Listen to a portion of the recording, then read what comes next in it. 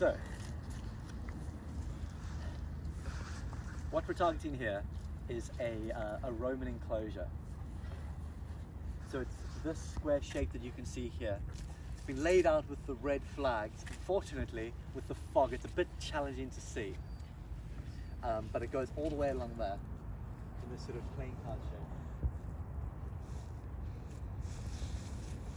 What this is it would have been a Roman V-shaped ditch, about a meter deep. And on the side of that we had, we presume, there was a stone wall. So how we know that, then if you wouldn't mind grabbing this. Yeah, I think that's upside down as well. Is it? Yeah. If you flip it around that way. I'm not, yeah. Yeah. Yeah, sorry. Yeah.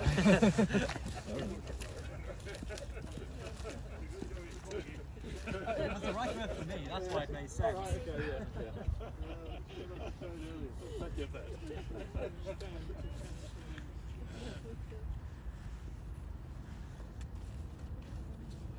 the bottom of that Roman V-shaped ditch, we found a load of these round stones.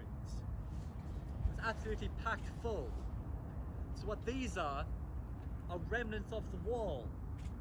So what they would have done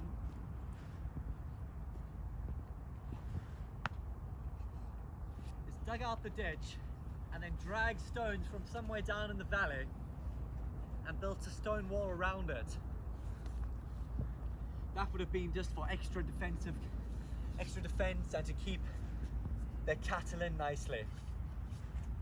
So what we have in there are two different areas. We've got the first one here, and then we've got a larger internal one. We believe the larger one was for keeping the cattle. So you'd corral your cattle in, keep them there overnight, and you'd stay within the smaller one. All we have to figure out which is which are these really small little dots, about this big, this deep, about that wide, post holes. So that's all we have for evidence that we have some sort of structural remains within there. Trying to unpick what they are is a bit challenging because of that. So what is it that reassures you that it's Roman?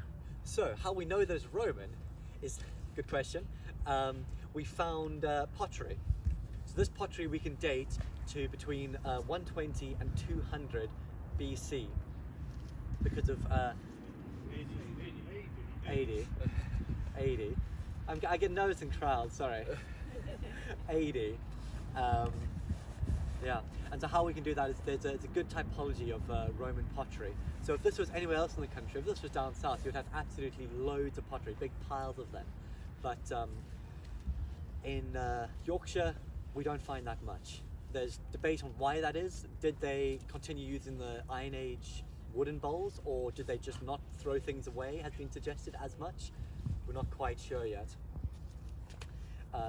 But from what we have found, that's where we've dated to, 120 to 200. And more so than that as well, there is something that we can do with regards to soil sampling, so that we can take certain amounts of the soil that come out of these ditches, for example, we can send them off to be processed, and they can actually be analysed for everything down to microscopic grains that are actually present within that, and that also provides us with accurate dating as to when that kind of the soil that's in there, when that would have been deposited into it, when it would have accumulated there, for example. So it's another way that we are able to kind of reinforce and narrow down the date that we have. So you use a combination of things like the finds as well as the soil sampling to come up with the most accurate date that you can. And I think very, very few on this site. The soil is very unconducive to bone preservation. Yeah, the pH isn't great for maintaining any sort of integrity, I think, on bones that would be on here. It's one of the materials that unfortunately will not last, and it is a shame because you probably would expect to find quite a lot here, but it's not always the case. We're saying cattle. We expect cattle because they're really where the wealth lay in that period. But because we don't have good bone preservation, it's hard to say exactly what animals they were keeping in these stocks. Just to go on to what you were saying about the soil sampling. So the soil samples that we take are just buckets of soil basically that we then send over to our labs. but they can tell us quite a lot actually. So what we can see is when they return the charcoal, that can either be things like burnt grain, so we can see what types of grain they were using, how they were processing it, and it can also tell us what types of fuel they were using to power their fires, which is all of that adds to how they were living, how this landscape functioned. So when you were talking about the, sorry to interrupt, when you were talking about the accuracy of the dating, are you able to say whether it's close to the Dalton Parlours period, which is quite close? The Dalton Parlours Roman remains up near Boston Spa. It's not that far away, really. We'll be able to tell all that when the results come back from the labs, basically. Yeah. So once our radiocarbon dates have come back from any results that are appropriate for that, we'll be able to say how closely, if at all, they relate. Yeah. Are you doing any drone photographs on the site so that, like your enclosure, a good picture from above will be able to We're not tell doing. a lot more? Yeah, we're doing pole camera shots, so we're not going to drone out. I believe we're doing it with a pole camera. So it's a hydraulic 30 meter high pole How camera. high does Yeah. that go then? It's between 20 and 30 meters. Off the top of my head, I can't recall.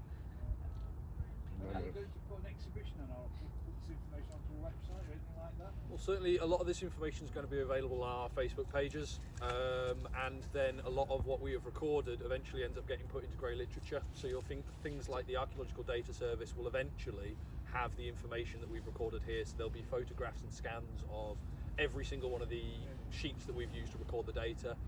As for an exhibition, no, unfortunately this is the closest to what we're doing. However, some of the finds that you get do end up getting sent off to local museums, for example, where they can then be selectively used by the actual curators there if they wish to include that as part of their exhibitions and tell you about the local history. It could be, I'm not familiar with Wetherby itself, I don't know if they've got any sort of museum there that might be interested in that kind of thing, but it is a possibility for the future. So you sort of like let us be able to sort of see PDFs and stuff. Yeah, most of it's all recorded online now. Right. Yeah, we do keep physical records